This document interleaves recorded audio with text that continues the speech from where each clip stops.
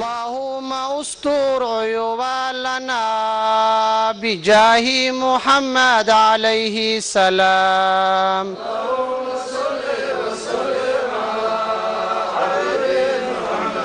اللهم اكشف مريضنا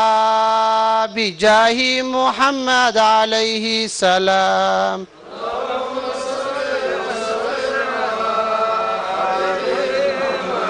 اللهم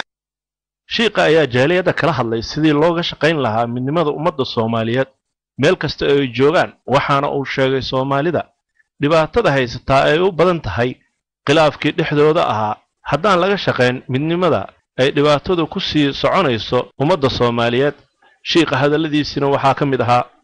laakiin si gaar ah masaa'ibtatan ilaahay looga tooba keeno ayaa waxa lagu helayaa wanaag iyo khayr iyo liibaan iyo malaka ayaa la helayaa maxaa yeelay hadda waxaan ugu dhacay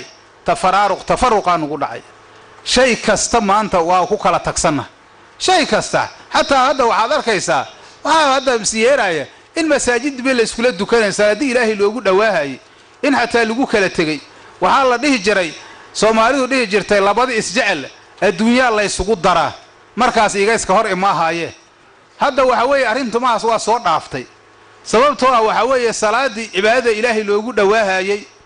iyo waxyaabo kale oo cibaadaad ah oon adduunyaba ahayn in lagu kala tagayay taagtay adduunyadina waaba ka sii xuntaaba oo waa lagu kala tagayada marka waxa la rabaa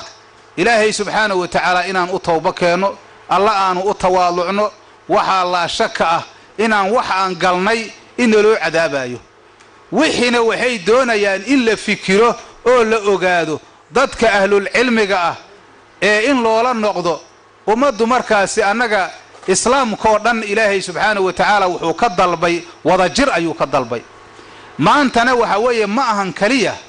Soomaali ma ahan caalamul islaam soo u gubanay waa u jeedin wax kale oo arintaas la dhihi kara ma jirto ilaa waxa weeye ka tagida diintooda ay ka tageen Sheekh Maxamed Cabdulla Cariif iyo culimada kale ee Soomaaliyeed ayaa inta badan ku wacyigeliya Soomaalida sidii ay u soo celin lahaayeen midnimada ummadda Soomaaliyeed ayagoo sheegay in khilaafka dhibaatada laga dhaxlay ay qof walba taabatay Cabdi Fataax Jaamac Mire Universal TV Kampala